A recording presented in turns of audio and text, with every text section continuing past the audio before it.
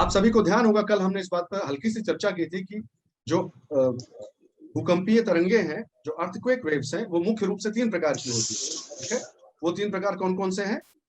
P waves, S waves और surface waves. ठीक है, बिल्कुल सही।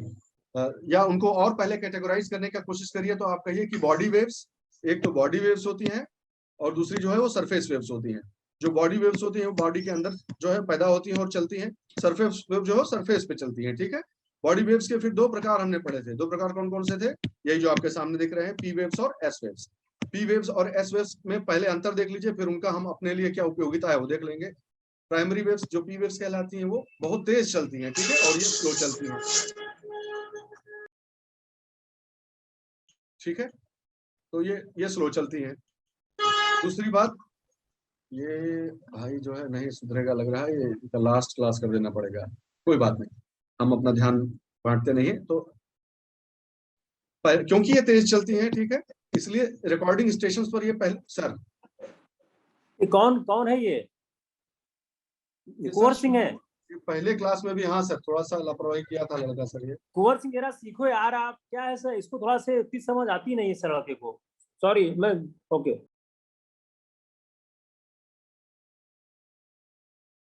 कोई बात नहीं, वापस आ जाते हैं फटाक से।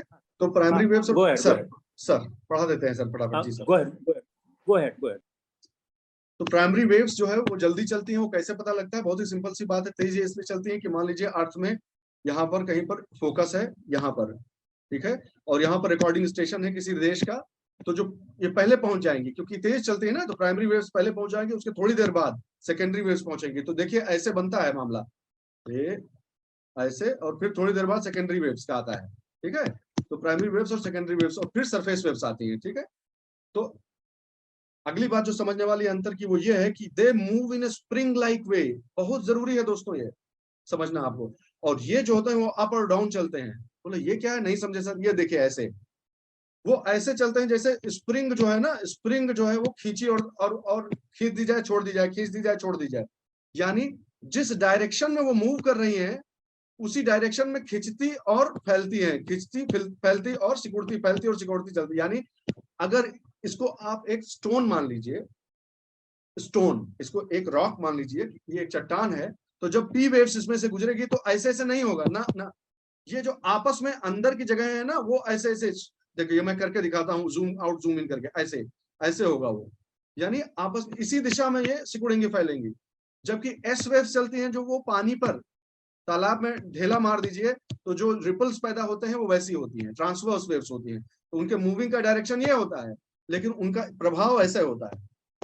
तो ये दोनों चीज समझ गए कि लॉन्गिट्यूडनल वो चलती है, वो अपना सीधे उसी फेज में, जिस तरफ डायरेक्शन है उसी डायमेंशन में उनमें स्ट्रेच होता है। कंप्रेशन डिकम्प्रेशन, कंप्रेशन डिकम्प्रेशन इस तरह से होता है। जबकि जो एस वेव्स होती हैं वो ट्रांसवर्स वेव्स होती हैं, ये भी ध्यान रखिएगा। ठीक है, और जो लास्ट में सबसे महत्वपूर्ण अंतर जो उपयोगिता के हिसाब से है वो ये है, हमारे लिए क्या उपयोगिता है उसकी, वो अर्थ का स्ट्रक्चर समझने में क्यों मदद करती है। क्योंकि सबसे लास्ट में जो अंतर है वो बहुत महत्वपूर्ण है। वो ये है कि भाई जो पी वेव्स होती हैं वो लिक्विड और सॉलिड दोनों में चलती हैं, जबकि जो एस वेव्स होती हैं वो जो है वो सिर्फ सॉलिड में चल सकते हैं, लिक्विड में नहीं चल सकते हैं। which brings us to the point that this is the property, this is the exact quality which actually helps us in understanding the interior of the earth. यही वो गुणवत्ता है इनकी जो हमें जो भूमि के आंतरिक संरचना को समझने में सहायता करती है। तो क्योंकि हम जानते हैं अब कि जो पी वेव्स होते हैं वो तो सब तोड़ फोड़ के इधर उधर निकल ही आती हैं, लेकिन एस वेव्स कभी भी आउटर कोर के अंदर प्रवेश नहीं कर पाती। इसलिए यह कहा जा सकता है, जो है ये पूरे आत्मविश्वास के साथ कहा जा सकता है कि हो न हो आउटर कोर सॉलिड नहीं हो सकती, मोल्टन या जो है वो लिक्विड या semi liquid, semi solid state में ही है, वो सॉलिड नहीं हो सकती। यहां तक समझ गए होंगे सभी लोग, मैं आशा करता हूं। चैट बॉक्स में जवाब दे सकते हैं यदि आप समझ गए हैं तो मैं आगे बढ़ूं, और कुछ शंका हो तो उसका समाधान कर दिया जाएगा। 2-4 लोग चैट बॉक्स में खाली लिख दीजिए बस, ज्यादा सभी का लिखने की जरूरत नहीं। चलिए, मैं मानता हूं कि औसत है कि सभी समझ गए हैं। अब हम समझते हैं कि हम क्या अंदाजा लगा रहे हैं। ठीक है, अब हम समझने जा रहे हैं कि तो हम फिर क्या क्या अंदाजा लगा पा रहे हैं धरती के।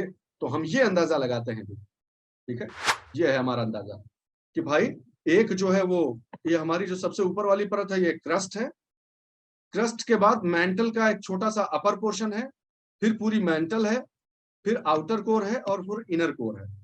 ठीक है, डिस्टेंस वगैरह बताना मेरा काम नहीं है, डिस्टेंस आप देख लीजिएगा। और हाँ, कोई कुछ बोलना चाह रहा हो तो प्लीज बताइए, बताइए बिल्कुल। एक मिनट में, किसी को बोलना हो तो बोल दीजिए, वरना फिर मैं आगे बढ़ूं, जैसा आप लोग कहें। क्लियर है ना? हाँ ठीक है, तो आगे बढ़ते हैं। तो अब हम इसका एक सेक्शन, इस अर्थ का, ये सिर्फ आपको दिखाने के लिए है, ठीक है। अब ये जो कटा हुआ पड़ा है ना, ये जैसे तरबूजा में से नहीं निकालते हैं, तरबूज खरबूज में से, वैसा ही समझ लीजिए। तो वैसा तरबूजा में से, मान लीजिए तरबूजे में से होता है, ठीक है, तरबूजे में से निकाले और इसको अध्ययन किया जाए। आइए, ये मैंने आपके लिए, चित्र मेरे नहीं है, चित्र सारे के सारे इंटरनेट या पुस्तकों में से हैं, और उनका आभार है कि हम हमारी शिक्षा में वो मदद कर रहे हैं। ये जो लिखा है ये मैंने आपके लिए लिखा है, इसको ध्यान से समझें, इसको इस चीज को समझने का प्रयास करें। ठीक है, देखिए ये जो पोर्शन है पूरा अपर क्रस्ट है, ठीक है, ये क्रस्ट है पूरी। क्रस्ट में भी दो भाग होते हैं, ध्यान से सुनिएगा। क्रस्ट में भी, ये जो क्रस्ट है ना कॉन्टिनेंट के ऊपर, जहां तक जमीन है दोस्तों, वहां क्रस्ट बहुत मोटी होती है। और ऑब्वियसली स्पष्ट है, आप समझ सकते हैं, स्वाभाविक सी बात है कि जहां पर समुद्र चालू हो जाएगा ना, इसको बड़ा करके ताकि आपको सबको दिखाई पड़े, जहां समुद्र चालू, ओशियानिक बेसिन जहां से आप चालू हो जाएगी, वहां वो ऑब्वियसली वो थिन हो जाएगा, सिंपल सी बात है। तो कॉन्टिनेंट के नीचे चौड़ा होता है, 20-30 किलोमीटर जैसा हो सकता है, और यहाँ 3-4 किलोमीटर ही रह जाता है। इस पॉइंट पे मैसेज करिए चैट में कि ये वाला पॉइंट क्लियर हुआ, क्योंकि पॉइंट वाई पॉइंट क्लियर होना चाहिए। जहां जहां पर जमीन है वहां पर क्रस्ट की मोटाई अधिक है, और जहां पर ओशियंस है वहां पर वो थोड़ा पतली हो जाती है। चलिए ठीक है, ये समझ गए आप लोग, बहुत अच्छा। अब एक चीज और बता दूं आपको यहीं पे, कि इस क्रस्ट में भी, जो कि इस चित्र में दिखाई नहीं गया है दोस्तों, दिखाया नहीं गया, लेकिन आप जान लीजिए कि इस क्रस्ट में भी माना जाता है कि इस क्रस्ट में भी एक जगह ऐसी है जहां पर जो कैरेक्टर ऑफ रॉक जो है वो बदल जाता है। उसको सही मायने में डिसकंटिन्यूटी कुछ लोग दिखाते हैं, कुछ लोग नहीं दिखाते हैं, कि यहां पर भी कहीं ना कहीं फॉल्ट है। फॉल्ट नहीं, सॉरी, फॉल्ट नहीं कहना चाहिए मुझे, गलत शब्द है वो। एक डिसकंटिन्यूटी, असंबद्धता यहां पर है, जिसे कुछ कुछ पुस्तकों में कहीं कहीं दिया गया है कि उसे, उसका नाम दिया गया है कि उसको कॉनरैड डिसकंटिन्यूटी कहा जाता है। ठीक है, तो जो क्रस्ट के अंदर ही, देखिए इसीलिए मैंने ऐसा बनाया है, ये जो क्रस्ट के ही अंदर अपर क्रस्ट और लोअर क्रस्ट को अलग करे, उसको क्या कहेंगे? Conrad discontinuity. ठीक है, इसलिए ये गलती मत समझ करिएगा कि क्रस्ट के नीचे कॉनरैड डिसकंटिन्यू होता है, नहीं नहीं नहीं नहीं, क्रस्ट को ही दो भाग में कॉनरैड डिसकंटिन्यूटी बांटता है। ठीक है, एक ये समझ गए। ठीक, दूसरा, अगला बढ़िए। क्रस्ट और मेंटल का सबसे ऊपर वाला भाग मिलाकर क्रस्ट, ये देखिएगा इधर, मैं दिखाता हूं आपको। क्रस्ट, ये वाला रंग थोड़ा सा फीका पड़ रहा है, मैं एक मिनट चेंज कर लेता हूँ, काला रंग कर लेता हूँ।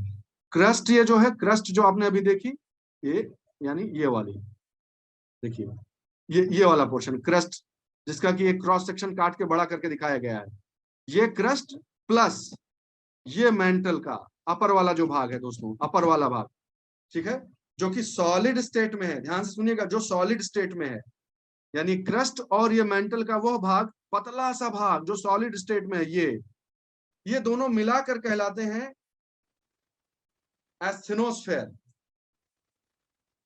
ठीक है, ये दोनों एस्थेनोस्फेयर कहलाते हैं, ध्यान रखिएगा इस चीज को। उसके बाद अगला जो महत्वपूर्ण चीज है वो ये है, ये वाला पार्ट, ये वाला जो पार्ट देख रहे हैं, ठीक है, ये है लोअर मेंटल। पहले एक बार परिचय ले लीजिए सबका। फिर लोअर मेंटल सबसे ज्यादा होती है, बहुत चौड़ी, सबसे चौड़ी। उसके बाद शुरू होता है आउटर कोर, तो पहले एक बार आपका परिचय करा दूं पूरे स्ट्रक्चर से, और फिर होते हैं इनर कोर, ऐसे। ठीक है, क्रस्ट प्लस मेंटल का अपर सॉलिड वाला भाग, ये होते हैं लिथोस्फेयर, इसको कहा गया लिथोस्फेयर। फिर ये भी इसमें जोड़ दीजिए, ये वाला भी चीज इसमें जोड़ दीजिए। देखिए यहां पर है, ध्यान से सुनिएगा, इस चित्र को ध्यान से देखते जाएंगे तो आपको समझ में आता जाएगा। तो लिथोस्फेयर क्या हुआ, कोई पूछे तो क्रस्ट और मेंटल का सबसे ऊपर वाला सॉलिड भाग, वो लिथोस्फेयर कहलाता है। ठीक है, उसके नीचे जो मेंटल का गला हुआ टाइप का भाग है, जो कि सॉलिड स्टेट में नहीं होता है, प्लीज ध्यान से सुन लीजिएगा इस चीज को। एक्चुअली एस्थेनो का मतलब ही होता है कमजोर, तो ये कमजोर भाग होता है, ये मोल्टन जैसा होता है, ये सॉलिड नहीं होता है, और इसीलिए इसे एस्थेनोस्फेयर कहते हैं दोस्तों। इस वाले पोर्शन को एस्थेनोस्फेयर कहा जाता है। फिर लोअर मेंटल, फिर कोर आती है, और कोर के भी दो भाग होते हैं, आउटर कोर और इनर कोर। इसमें मैं आपको डिटेल दे दूंगा, सारी डिसकंटिन्यूटी को आपको याद कर लेना है कि किसके बीच के इन जो है इनर कोर आउटर कोर में लेमैन हो गया, आउटर कोर और लोअर मेंटल में गोटनबर्ग डिसकंटिन्यूटी हो, ये आप देख लीजिएगा, ये मैं तथ्य बताने के लिए नहीं, बस ये जान लीजिए कि जैसे जैसे नीचे जाते हैं वैसे वैसे टेम्परेचर बढ़ता जाता है। ठीक है, एवरेज में जहां तक जा पाए हैं वहां तक देखा गया है कि हर 32 मीटर पर जब हम नीचे उतरते हैं तो टेम्परेचर 1 डिग्री जो है वो बढ़ जाता है। हर 32 डिग्री पर नीचे 32 मीटर जाने पर टेम्परेचर 1 डिग्री बढ़ जाया करता है। इस प्रकार का जो है वो आभास हमको अनुभव हुआ है, इस प्रकार का मेजरमेंट हुआ है। ठीक है, ध्यान रखिएगा कि लोअर मेंटल जो कि देखने से भी लग रहा है वो लगभग इस वॉल्यूम का, पूरे धरती के वॉल्यूम का 50% तो यही है। मैग्नीशियम, सिलिका और आयरन ये सब इसमें होते हैं। डेंसिटी भी ऊपर से नीचे की तरफ बढ़ती है दोस्तों, ये भी ध्यान रखिएगा। पैटर्न्स को आइडेंटिफाई कीजिए, बस पैटर्न्स आपको पता होंगे तो आप सवाल कर ले जाएंगे। ठीक है, फिर आउटर कोर और इनर कोर के आपस के अंतर को ध्यान रखिए। आउटर कोर जो है, क्या बता सकते हैं आप कि आउटर कोर सॉलिड है कि सॉलिड नहीं है? एक जने कोई लिक्विड बोलिए। हाँ, कैसे पता चला हमको? सॉलिड नहीं है सर, लिक्विड है। लिक्विड है। और हमको कैसे सर पता चला था? सेकेंडरी वेव्स, सर वेव से, सेकेंडरी सर बहुत वेव अच्छा, से। बहुत अच्छा दोस्तों, शाबाश शाबाश, बिल्कुल सही जवाब। ये हाँ, अब सब मिला मिला के समझते जाइए भाई। हाँ, तो अब हम जानते हैं कि जो आउटर कोर है वो सॉलिड नहीं है, मोल्टन जैसा स्टेज में है।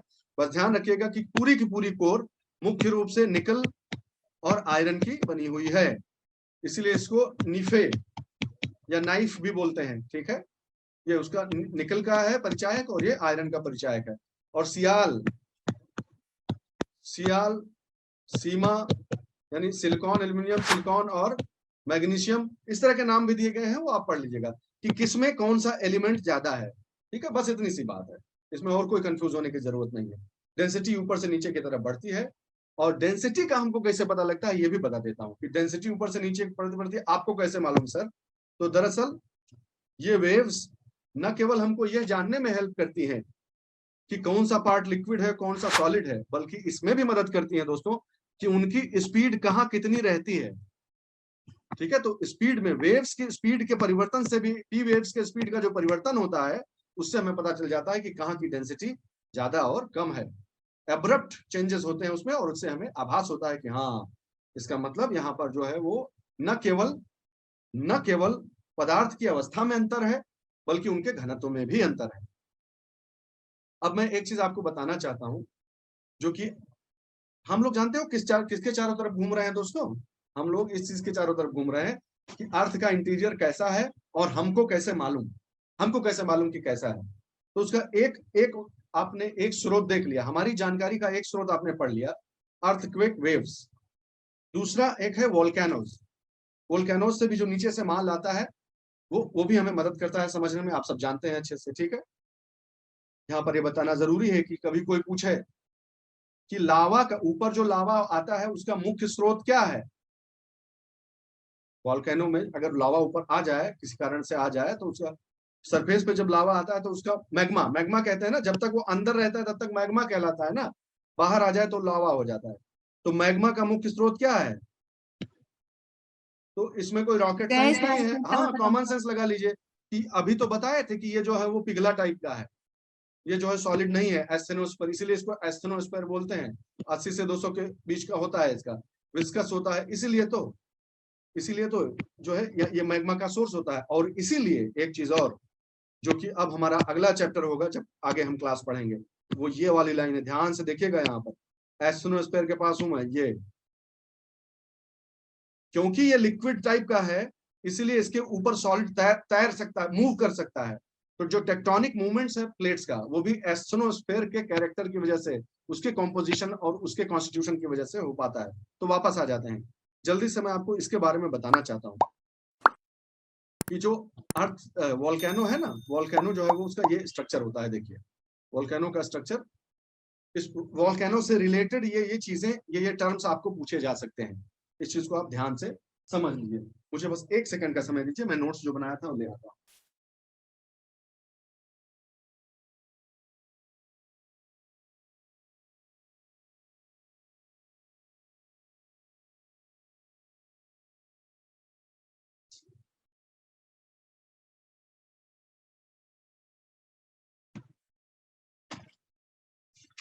सबसे पहले ये जान लीजिए, हम लोग को सबसे पहले परिचय लेना चाहिए कि जो वोल्केनो है ना, वो मेनली प्लेट के मूवमेंट से रिलेटेड होता है, ठीक है। जो प्लेट्स हैं, कॉन्टिनेंटल प्लेट्स हैं, उनके मूवमेंट से रिलेटेड होता है। उसके बाद ये जान लीजिए कि वोल्केनो मुख्य रूप से, जो ज्वालामुखी हैं, वो मुख्य रूप से अगर उनके कैरेक्टर वाइज देखिए तो वो दो तरह के ज्वालामुखियों में बांटे गए हैं, जो कि आपके सामने साफ साफ दिख रहा है, ठीक है। एक होते हैं जो शील्ड टाइप वोल्केनो होते हैं, और दूसरे होते हैं जो स्ट्रेटो वोल्केनो कहलाते हैं। इनका हिंदी आप देख लीजिएगा प्लीज, इतनी मेरी गुजारिश है आपसे। आगे आगे मैं ऐसा कोशिश किया करूंगा कि हिंदी की भी एनसीईआरटी ले लूंगा और उससे जो है टर्म्स वो मैं बोल दिया करूंगा, ठीक है। तो एक शील्ड वोल्केनोज होते हैं जो हवाईयन टाइप भी कहलाते हैं, और एक स्ट्रेटो वोल्केनोज होते हैं जो कंपोजिट भी कहलाते हैं, ठीक है। कंपोजिट टाइप के वोल्केनोज कहलाते हैं। मैं आपको ऐसे नहीं रटवाना चाहता हूँ, मैं दूसरे तरफ से आपको समझाना चाहता हूँ। मैं ये कहना चाहता हूँ, इस बात का हमेशा ध्यान रखिएगा कि वॉल्केनो किस प्रकार का होगा, यह इस बात पर डिपेंड करता है कि किस प्रकार का मैग्मा उसके अंदर से प्रवाहित हो रहा है, ठीक है। इस चीज का हमेशा ध्यान रखिएगा, आपको रटने की जरूरत नहीं है। मैं उदाहरण देकर आपको समझा भी देता हूँ, आप चिंता न करें, मैं आपको समझा कर भी बताता हूँ। शायद ये ऑफ हो गया, कोई बात नहीं, तो मैं आपको बता देता हूँ, ठीक है। जैसे दो तरह के अलग अलग टाइप का मैग्मा आ सकता है, और उसमें किस प्रकार के खनिजों की या किस प्रकार के तत्वों का बाहुल्य है, ठीक है, कौन डोमिनेट कर रहा है उस लावा में, कौन टाइप का एलिमेंट डोमिनेट कर रहा है, इसके आधार पर उनकी जो विस्कोसिटी होती है ना, गाढ़ापन, वो गाढ़ापन बदल जाता है। और इस गाढ़ेपन पर ही ज्यादातर चीजें डिपेंड होती है। इस गाढ़ेपन पर डिपेंड करता है कि वो, और उनमें गैस, किसी किसी में उसमें गैस मिक्स होता है अंदर है, मतलब लिक्विड भी है, उसमें बबल्स भी है, गैस वैस भी भरा हुआ, बहुत सारा चीज है। मान, उससे दूसरे तरह का ज्वालामुखी बनेगा, और अगर ऐसा नहीं है तो उससे दूसरे तरह का ज्वालामुखी बनेगा। यदि उदाहरण के लिए देखिए तो मैं वो टर्म यूज नहीं करना चाहता, बता देता हूं आपको। फेल्सिक और मैफिक, दो अलग अलग नाम है, फेल्सिक और मैफिक जो होते हैं, ठीक है। जिसमें क्वार्ट्स, ध्यान से सुनेंगे इस बात को, क्वार्ट्स, क्वार्ट्स समझते हैं ना, क्वार्ट्स का घड़ी, घड़ी में क्वार्ट्स होता था। तो क्वार्ट्स और फेल्सपार, मुख्य रूप से फेल्सपार, फेल्सपार और क्वार्ट्स दो ऐसे मिनरल्स हैं, जब वो अधिक होते हैं तो ऐसे लावा को फेल्सिक लावा कहा जाता है, ठीक है। इस चीज को ध्यान रखिएगा, उन्हें फेल्सिक लावा कहा जाता है। और यदि मैग्नीशियम और आयरन हो तो उन्हें मैफिक, मैफिक, मैग्नीशियम और मैफिक समझ गए होंगे, MA, और ऐसा बोल रहे हैं ना, मैफिक, मैफिक FIC, और फेल्सिक। फेल्सपार, फेल्सपार अगर ज्यादा है और क्वार्ट्ज अगर ज्यादा है तो उसे जो है वो फेल्सिक कहते हैं, और मैग्नीशियम और आयरन अगर ज्यादा है तो उसे मैफिक कहते हैं। तो जिस इनमें से किस प्रकार का लावा निकल रहा है उसी पे ये डिपेंड करता है कि ये किस प्रकार का ज्वालामुखी बनाएगा। मैं उदाहरण आपको बताता हूँ कि ये जो होता है ना फेल्सिक वाला, ये बहुत गमी होता है, बहुत ज्यादा गाढ़ा चिपचिपा गोंद जैसा होता है, ठीक है। और इसीलिए ये ज्यादा दूर तक नहीं बहता है। ये जब मान लीजिए चढ़ रहा है, ये देखिए चढ़ रहा है मान लीजिए, ठीक है, तो चढ़ के यहीं जम जा रहा है, पता चला, ज्यादा दूर तक नहीं बह रहा। लिक्विड भाई बहुत अच्छे से फ्लूइड होता तो बहुत दूर तक जाता, पता चला यहीं इकट्ठा हुआ जा रहा है, जम जा रहा है। तो इससे क्या दिक्कत होगी, और गैस भी है, फिर गैस का भी प्रवाह है, तो उससे क्या होते हैं ना कि वो जमता रहेगा, जमता रहेगा, जमता रहेगा, बिल्डअप होता रहेगा, प्रेशर बिल्डअप होता रहेगा, और एकदम से जो है वायलेंट उसमें जो है टाइप का विस्फोट हो गया, पता चला। समझ गए आप बात। जबकि दूसरे प्रकार के जो ज्वालामुखी होंगे जिनमें मैग्मा जो है वो गाढ़ा नहीं होता है, चिपचिपा नहीं होता है, गैस बहुत ज्यादा उसमें नहीं होती है, सिंपल वो बहता चला जाता है बिना किसी अधिक विस्फोट के। ये मुख्य कारण है कि इस प्रकार के दो तरह के ज्वालामुखी उसमें बनते हैं, ठीक है। जो शील्ड, देखिए शील्ड टाइप का है, शील्ड टाइप का जो वोल्केनो है, और जो कोन टाइप का वोल्केनो जो यहाँ बन रहा है, या स्ट्रेटो वोल्केनो, कंपोजिट कोन्स जो बनते हैं, इसी आधार पर तो वो बन गया, अलग अलग बनते हैं। यही तो कारण है मुख्य, मैग्मा का गाढ़ापन, और उसके अंदर जो है वो जो विस्कोसिटी को प्रभावित करने वाले जितने भी तत्व हैं, उन्हीं के आधार पर ये डिसाइड होता है कि ये ऊपर जाके किस प्रकार का जो है वो ज्वालामुखी बनेगा, ठीक है। इस बात को हमेशा ध्यान रखिएगा। तो जब ये दगता भी है तो सारा चीज उड़ उड़ के फिर यहीं गिरता रहेगा, यहीं गिरता रहेगा, और इसलिए कौन बन जाएगा। जबकि इसमें क्या होता है कि धीरे धीरे प्रवाह होता है, दूर तक प्रवाह हो सकता है इसका। इसलिए basaltic floods, basaltic flood, basalt की बाढ़, जो अंदर से मसाला निकल रहा है, ग्रेनाइट और बेसाल्ट दो चीज होता है, आगे बताएंगे। तो जो भी मैग्मा का जो मटेरियल निकल के लावा बन रहा है वो दूर तक चला जाएगा, और इसलिए खूब सारा आइलैंड बन जाएगा, अगर पानी में हो रहा है ये तो आइलैंड्स बन जाएंगे, जमीन पे हो रहा है तो बहुत बड़े बड़े ट्रैप बन जाएंगे। जैसे डेक्कन ट्रैप हमारा है, अभी देखे थे ना डेक्कन ट्रैप, कि लावा से बना हुआ है बहुत सारा। ऐसे ही समुद्र में अगर हो जाए तो हवाईयन टाइप का आइलैंड बन जाता है, तो इसलिए उन्हें उस टाइप के नाम से जाना जाता है। ठीक है, शील्ड वॉल्केनो इसलिए उनको कहा जाता है। और कोई चीज बताने लायक हो तो मैं बता देता हूँ आपको। बिल्कुल ठीक है, आप समझ गए। ठीक है, तो ये कोन जैसा बनता है, जबकि ये जो है वो थोड़ा राउंडेड रहेगा, वो उतना पॉइंटेड नहीं रहेगा। इस बात को हमेशा ध्यान रखिएगा, ये बहुत महत्वपूर्ण अंतर है दोनों में। बाहर से इस प्रकार से देख के बताया जा सकता है। वॉल्केनो का बहुत महत्व होता है। बहुत सारे ऐसे आइलैंड्स हैं धरती पर दोस्तों, जो कि वॉल्केनिक एक्टिविटीज के ही वजह से बने हैं एक्चुअली। अगर मैं उदाहरण दूं आपको तो आइसलैंड आप देखिएगा, अगर आप क्लास खत्म होगी तो आप देखिएगा आइसलैंड का पूरा जो एरिया है ना, वो पूरा वॉल्केनिक एक्टिविटीज से ही बना है। जो मिड अटलांटिक रिज है, जहां पर जो है, इसको थोड़ा जल्दी हो जाएगा, अभी नहीं बताऊंगा। प्लेट टेक्टोनिक्स आप समझ, अभी सिर्फ इतना सुन लीजिए कि आइसलैंड और ऐसे कई ऐसे आइलैंड्स हैं जो कि वॉल्केनिक एक्टिविटी और मैग्मा के प्रवाह की वजह से वहां पर आइलैंड बन गया, जबकि वहां पर पानी होना चाहिए, तो वहां पर आइलैंड बन गए। सिर्फ इतना अभी जान लीजिए। ठीक है। एक और मजेदार चीज मैं आपको बताना चाहता हूं, आप जान लेंगे तो आपके लिए अच्छा रहेगा।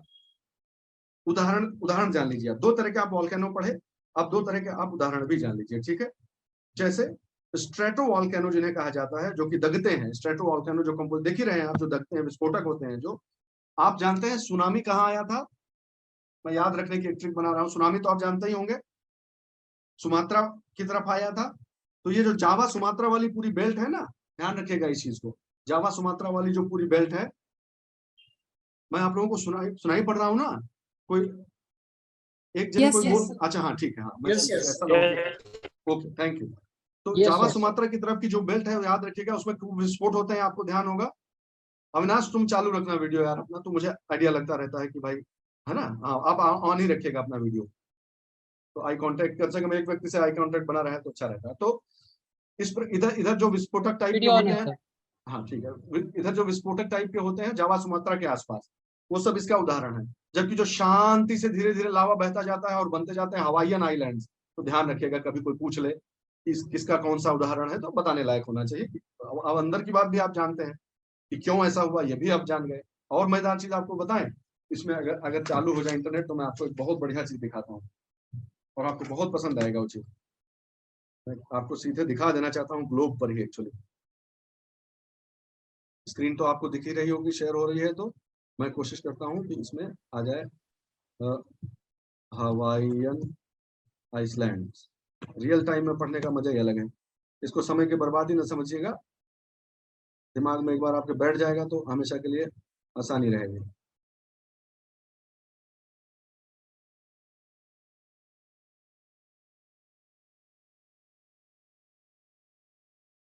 हैंग हो रहा है या क्या हो रहा है?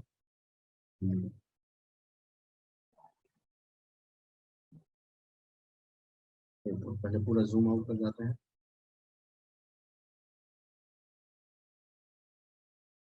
अच्छा, इसमें ये सिस्टम है ना, सॉरी।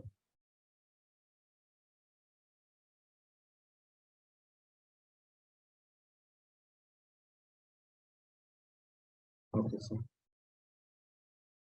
तो आया आया, एक मिनट रुकिए, बस थोड़ा सा धैर्य रखिएगा, बस परेशान मत होइएगा। हाँ, कई बार ऐसा होता है दोस्तों, मैं आपको खाली अभी यहाँ पर ठीक से बहुत अच्छे से नहीं चल पा रहा है, लेकिन मैं आपको बताना चाहता था, जो जान लीजिए बस। ये जो सीरीज देख रहे हैं ना दोस्तों, सीरीज, ये एक सीरीज एक्चुअली बन रही है, और बहुत मजेदार चीज है। मैं आपको बताता हूँ कैसे ये होता है, और आपको बहुत अच्छा लगेगा जान के। ये जो सीरीज ऑफ आइलैंड बन रहा है ना, इसमें पुराने से नए की तरफ जा रहा है आइलैंड। ठीक है, पुराना से नए की तरफ जा रहा है, और ये अब आप कोरिलेट कर सकते हैं, क्योंकि अब आप जानते हैं कि इसका कारण क्या है। देखिए, शील्ड वाले वॉल्केनो पर जरा ध्यान दीजिएगा दोस्त। ये देखिए, मैं आपको करके बताता हूँ एग्जैक्टली ये कैसे हो रहा है, तो आपका इंटरेस्ट भी आएगा आपको और जानकारी भी होगी, और मैपिंग करा देंगे आपकी कि कौन सा आइलैंड नया है, कौन सा पुराना है। कभी ऐसा भी पूछ ले बदमाशी वाला क्वेश्चन, तो भी आपको मालूम होना चाहिए। देखिए, ध्यान से सुनिए इस बात को। ये जो ऊपर वाला क्रस्ट तो जो है मूव कर रहा है, ठीक है, सुनते जाइएगा। ऊपर वाला क्रस्ट मूव कर रहा है, नीचे का सोर्स मेंटेन्ड एस्थिनोस्फेयर है ना, ये एस्थिनोस्फेयर है। ये ऊपर लिथोस्फेयर है, तो लिथोस्फेयर खिसक रहा है, लेकिन एस्थिनोस्फेयर वही है। तो ई वाला पोर्शन पूरा खसक के यहाँ चला जाएगा कुछ साल बाद। नया वाला जमीन जो इसके ऊपर आएगा ना, फिर इसका फोड़ देगा। समझे बात? आप बतिया को समझे कि अगर ये जमीनियां पूरी इधर को खिसक रही है, तो अभी यहाँ छेदा है, इसको यहाँ पर से निकल रहा है। जब ये चीज खिसक जाएगी तो ये वोल्केनो डेड हो जाएगा, क्योंकि सोर्स से हट गया वो। फिर नया जमीन जो है वो इसके चपेट में आ जाएगा, यहाँ खुद जाएगा, यहाँ से मैग्मा वापस आने लगेगा। तो इस प्रकार से ये जैसे जैसे घूमता जाएगा प्लेट, इसमें ऐसे डॉट डॉट डॉट ऐसे बनता जाएगा, आइलैंड बनता जाएगा। तो दरअसल आप देखिए तो हवाईयन आइलैंड्स की जो पूरी सीरीज है, ये दरअसल एक एविडेंस है, फुटप्रिंट है, पदचिन्ह है। किसका पदचिन्ह है? पैसिफिक प्लेट के मूवमेंट का पदचिन्ह है ये, कि पैसिफिक प्लेट, पूरी जो पैसिफिक ओशन के नीचे जो प्लेट है वो कैसे कैसे मूव कर रही है, उसके पदचिन्ह छूटते जा रहे हैं। बहुत इंटरेस्टिंग चीज है। तो इस प्रकार से जो है ये चीजें मदद करती है हमें समझने में कि अंदर क्या चल रहा है, कैसे चल रहा है। यही जो पार्ट है, ये क्या कहलाता है? हाँ, जो सोर्स होता है पूरे मैग्मा का, वो मैंटल प्लूम कहलाता है। जो सोर्स बना रहता है, ऊपर का क्रस्ट खिसक जाए तब भी वो सोर्स बना रहता है। शायद आपको मालूम होगा कि मेंटल प्लूम पर मेंस में क्वेश्चन ही पूछ लिया, और कोनो कोचिंग कोई कुछ नहीं पढ़ाया था इसके बारे में। जब हम प्लेट टेक्टोनिक्स पढ़ेंगे तब और अच्छे से पढ़ेंगे। आप देखिएगा, सवाल जरूर देखा करिए, इसलिए मैं कहता हूँ टाइम, हाँ अभी टाइम है। अब जब आप ये समझ गए तब मैं आपको इसको अब इंट्रोड्यूस कर सकता हूँ। ये टिपिकल वॉल्केनो जो है, ठीक है, उसके कुछ अंग होते हैं, कुछ भाग होते हैं। और दरअसल भाग क्या होते हैं? रिजल्ट, वॉल्केनिक एक्टिविटी, ज्वालामुखीय जो प्रक्रियाएं हैं उनके परिणाम है ये जो आपके सामने है। अगर वॉल्केनिक एक्टिविटी होगा तो ये सब हो सकता है। अब कौन सा हो पाया नहीं हो पाया वो डिपेंड करता है कि किस प्रकार की रॉक्स वहां पर थी। तो नीचे मैग्मा भरा हुआ होगा, देखो ध्यान से, जल्दी से बता देता हूं, ठीक है। नीचे जो मैग्मा है वो भरा हुआ होगा, यहीं से जो है फोड़ के बाहर आने की कोशिश करेगा। तो जो नीचे वाला पार्ट है दोस्त, जो मैग्मा का सोर्स है, जो आके जहां मैग्मा इसके भी नीचे है, सॉरी आप ठीक ध्यान समझिए, मैग्मा इसके नीचे से भी आ रहा है, मेंटल प्लूम से मान लीजिए आ रहा है, या एस्थेनोस्फीयर से आ रहा है, ठीक है, ऐसा कह लीजिए। फिर यहाँ आके सॉलिड हो गया, सूख गया। अभी यहां तक हम लावा नहीं बोलेंगे, ध्यान रखिएगा, मैग्मा ही बोलेंगे, क्योंकि सरफेस के ऊपर जब आता है तब लावा बोलते हैं उसको। तो मैग्मा जो है यहाँ आके सॉलिड हो गया, सॉलिडिफाई हो गया। तो देखिए सॉलिड हो गया तो कौन सा शेप बना, देखिए ये ऐसा शेप बनेगा। तो ये जो बैथोलिथ है ये डोम शेप जैसा स्ट्रक्चर होता है, ठीक है। इसको डोम शेप स्ट्रक्चर बन जाए, मैग्मा यहाँ आके सूख जाए और डोम शेप स्ट्रक्चर बन जाए तो बैथोलिथ कहलाता है, ठीक है, बात समझ गए। मशरूम टाइप का बन जाए,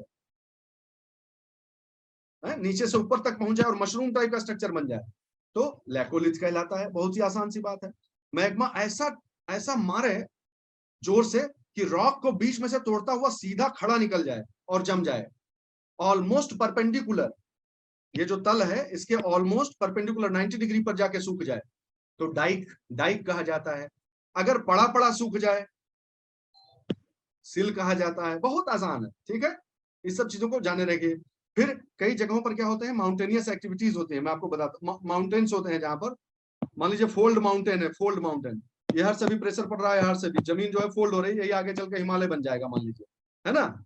ऐसी जगह पर मान लो खूब ज्यादा मैग्मा यहाँ जम गया मैग्मा आके, लेयर्स है या तो यहाँ आके जम गया और ऐसा शेप बना लिया, ठीक है, इस तरह का शेप बना लिया मान लीजिए, या फिर कॉनकेव शेप बना लिया कहीं पर, कॉनकेव शेप, या तो उल्टा तावा या सीधा तावा, उल्टी कढ़ाई या सीधी कढ़ाई, ऐसे इसको याद करिए, ठीक है। तो अगर इसने जो है उल्टा कढ़ाई का यानी एंटीक्लाइन, इसको एंटीक्लाइन बोलते हैं, ये सिनक्लाइन, ये एंटीक्लाइन, तो जो एंटीक्लाइन पे जाके जमा और ऐसा टोपा जैसा बना, उल्टा कढ़ाई जैसा बन गया अगर, तो उसे फैकोलिथ कहते हैं, फैको, ठीक है। और ऐसा बन जाए कि इसके वेट से ही धंस गया और ये ऐसे बन गया, सीधी कढ़ाई बन गई, सीधी कढ़ाई जैसा स्ट्रक्चर बन जाए तो उसे क्या बोलते हैं, लोपोलिथ। तो phacolith, lopolith, batholith, laccolith, confuse किसमें ना होइएगा, लैकोलिथ और लोपोलिथ में ना कंफ्यूज होइएगा। लोपोलिथ मतलब कढ़ाई जैसा, और लैकोलिथ मतलब मशरूम है, तो ये ध्यान रखिएगा। बहुत सारा एग्जांपल है, इन सब चीजों का एग्जांपल बहुत है, लेकिन हम आपको लाइव दिखाते हैं।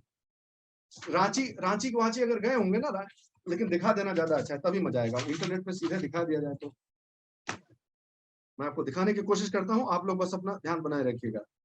जैसे बैथोलिथ का एक मस्त एग्जांपल आपको दिखाते हैं, ठीक है, अगर हमको ध्यान है तो दिखना चाहिए। हैदराबाद के पास तेलंगाना में है, देखें तो मिलता है क्या? इमेजेस में कैसे जाए भाई, इमेजेस चाहिए हम। रुको रुको, गूगल में पहले जाते हैं, ये बकवास है।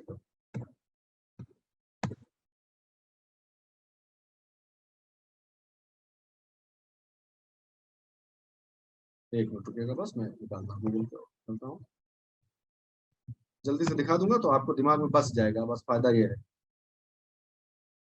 Sorry sorry sorry, just a minute. हाँ, Google, here is Google and then we search. Bhuvanagiri पहले इसका नाम होता था। चालुक्य लोग जो थे ना, चालुक्य, उन सबके शासन में था। एक तो रहा कुछ त्रि करके नाम था, विक्रमादित्य 6, 10वीं सदी में जो है वो इसका वो बनाया था। इसको बैथोलिथ लिख के देखते हैं, आप देखेंगे तो आपको विश्वास नहीं होगा, गजब चीज है। ये देखिए, ये हम दिखाना चाह रहे थे। अच्छा वो मिल गया, मिल गया। ये है बैथोलिथ। सोचिए, तो आप सोच रहे होंगे कि सर आप तो बताए थे कि नीचे होता है, जम जाता है। हाँ, नीचे ही जमा था। ये ऊपर का पूरा जो मसाला था वो हवा से, पानी से सब घिस गया, इरोजन हो गया, अवक्षरण हो गया, उसका क्षरण हो गया, और ये पूरा बैथोलिथ जो है वो बाहर आ गया। ऐसे बहुत सारे बैथोलिथ जो है रांची के पास भी आपको देखने मिलेंगे। जमशेद और रांची के बीच में जाते हैं तो उसमें भी रांची बैथोलिथ पूरी सीरीज है उनकी, ठीक है। इसी के ऊपर जो है वो विक्रमादित्य 6 जो है 10वीं शताब्दी में, मुझे याद आ रहा है, वहां पर एक किला बना दिया था, वो भोंगीर फोर्ट कहलाता है। तो ऐसे ही बैकोल ये हैं बहुत सारे, और भी स्ट्रक्चर्स हैं, कैल्डेरा वगैरह भी है, लेकिन मुझे लगता है आज आज सिर्फ उसको ज्वालामुखी के परिचय तक रहने देते हैं। जब कल का प्रारंभ करेंगे ना तो थोड़ा और डीप में हम आपको बताएंगे, और एक एक इमेज सब हम रेडी रखेंगे। अभी इसके लिए तैयार नहीं थे, पूरा दिन बैठे हैं पढ़ाई किए, लेकिन फिर भी समय कम पड़ गया, तो अभी इसके लिए तैयार नहीं थे हम कि गूगल पे सीधे सीधे दिखा से। कल सब इंस्टॉल करके रखेंगे, जल्दी जल्दी आपका काम हो जाएगा। तो अब कोई एक दो प्रतिनिधि जो है पूरे कक्षा के बताइए कि आप लोगों को ठीक लग रहा है क्या है। अभिनव, अभिनव से शुरुआत करते हैं। सर आप बोला जाए सर। यार देखो, मैं तो बड़ा मिसमराइज हूँ आपके हार्डवर्क की, मैं जितनी तारीफ करूँ उतनी कम है। मैंने भी ज्योग्राफी पढ़ा है, लेकिन इस तरह की ज्योग्राफी मैंने बहुत कम पढ़ी और पढ़ाई देखी है। और ये बड़ा सौभाग्य है कि आपने खुद वॉलंटियर किया, मैंने इनसे शेयर भी किया कि क्लास ये मैंने नहीं कहा कि आप करो, शौर्य ने खुद ऑफर किया। और कम से कम 10 लोग मेरे पास आए कि मैं क्लास लूंगा, लेकिन वो एक दिन में चले गए वापस, क्योंकि इतना इफर्ट, इतना हार्डवर्क कोई करना नहीं चाहता। जितने टॉपिक आपने लिए इतने ज्यादा अमेजिंग टॉपिक हैं, इतने जो एनसीईआरटी में लिखा जरूर है, लेकिन इस तरह से एनसीईआरटी में समझाया नहीं गया है। एनसीईआरटी से समझना एक चैलेंज है। मैं हमेशा बोलता हूँ जो एनसीईआरटी की किताबें हैं वो क्लास 10th 11th के बच्चों की है नहीं, बड़ी हाई स्टैंडर्ड है। इवन जब हम लोग भी तैयारी करते थे एनसीईआरटी समझना एक चैलेंज हुआ करता था। लेकिन एनसीईआरटी किताब अभी भी बहुत अच्छी मानी जाती है, लेकिन आप जो फिगर दे रहे हैं उससे बहुत फर्क आ रहा है। और मैं बार बार कहता हूँ 5-6 सवाल ज्योग्राफी के मिलेंगे ही मिलेंगे। वो 5-6 सवाल अगर आप लोग सही कर लोगे तो जॉब फिनिश हो गई।